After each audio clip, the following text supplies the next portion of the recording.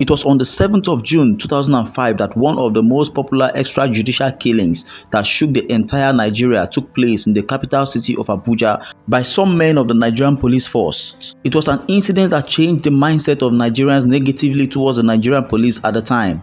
Hello guys, welcome back to my YouTube channel. Today we'll be diving into the story of the popular Apo 6, a story that talks about the extrajudicial killings that took place on the 7th of June 2005 involving 5 young prominent Igbo men and a young lady.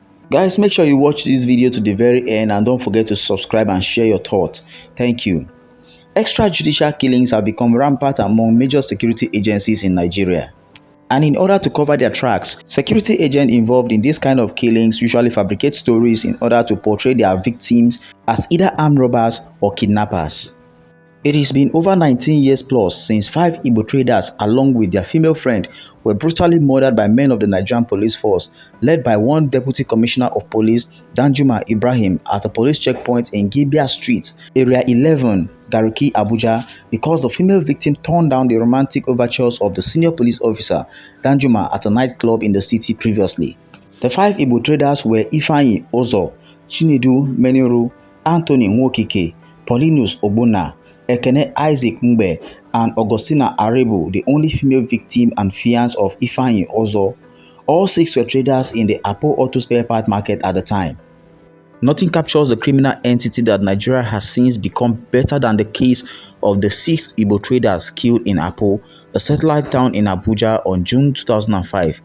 If you want to have an in-depth understanding of the mindset of the organized crime family we call the Nigerian police force, just pay close attention to the case of the Apo 6. According to the proceedings at the criminal trial, the Apo 6 were at a nightclub somewhere in Area 11, the same FCT, when Deputy Commissioner of Police Danjuma Ibrahim made sexual advances at Augustina, who returned a negative response. Officer Danjuma was said to have driven to a nearby police checkpoint where he told policemen there to be battle ready to confront a group of armed robbers in the area. When the Apo 6 got to the police checkpoint in their car, Officer Danjuma was said to have drove into them and ordered his men to shoot. 4 of the Apo 6 were forcefully reunited with their ancestors right there on the spot, while Ifeanyi and Augustina were taken to Gariki police station, where they were eventually killed the next morning. Just for saying no to sexual advances from a random police officer, Lady Augustina and the other 5 Igbo traders were gruesomely murdered by the police. If you think killing these Igbo traders was all that the murderous bunch that the Nigerian police force did, you better think again, because even after killing them, these uniformed butchers connived with the armorers and planted weapons on the bodies of the Igbo traders and brought a photographer to take their pictures, which the police displayed for all to see with intent to convince the public that the Apo 6 were actually armed robbers.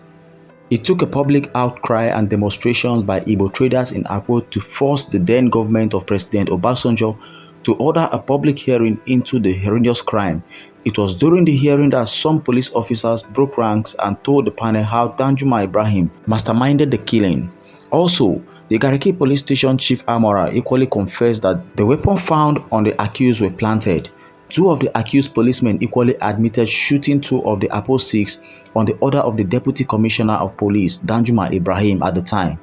When the matter went on trial, the chief culprit, Deputy Commissioner Danjuma Ibrahim, who ordered the shooting of the Apo 6 and even strangled Augustina for rejecting his advances at the nightclub, was released on what the court called exceptional and special medical bail. In August 2006, less than 1 year into the trial, the DPO at the Gariki police station, Abdulsalam Othman, who supervised the barbarism, disappeared from the 5th floor of Louis Edet House, Fawcett quarters, where he was detained. According to testimony of the police, Officer Othman went for prayers and never came back. Case closed till today. Imagine a suspect in a high-profile murder trial was allowed to go to the mosque to pray without any form of surveillance or monitoring, only in Nigeria. To further add salt to injury, the justice in charge of the case at the Abuja High Court discharged and acquitted both Deputy Police Commissioner of Police Danjuma Ibrahim, who ordered the killings, and Abdulsalam Othman, who supervised it all and even planted weapons on the Apo 6 as a DPO Gariki police station. According to the testimony of police officers who testified at the criminal trial, the reason the judge gave was that there is no sufficient evidence that the duo were guilty in the killings of the Apo 6. Meanwhile, the same judge convicted 2 junior officers who admitted in their statement that they shot 2 of the Apo 6 on the order of the senior police officer Danjuma Ibrahim.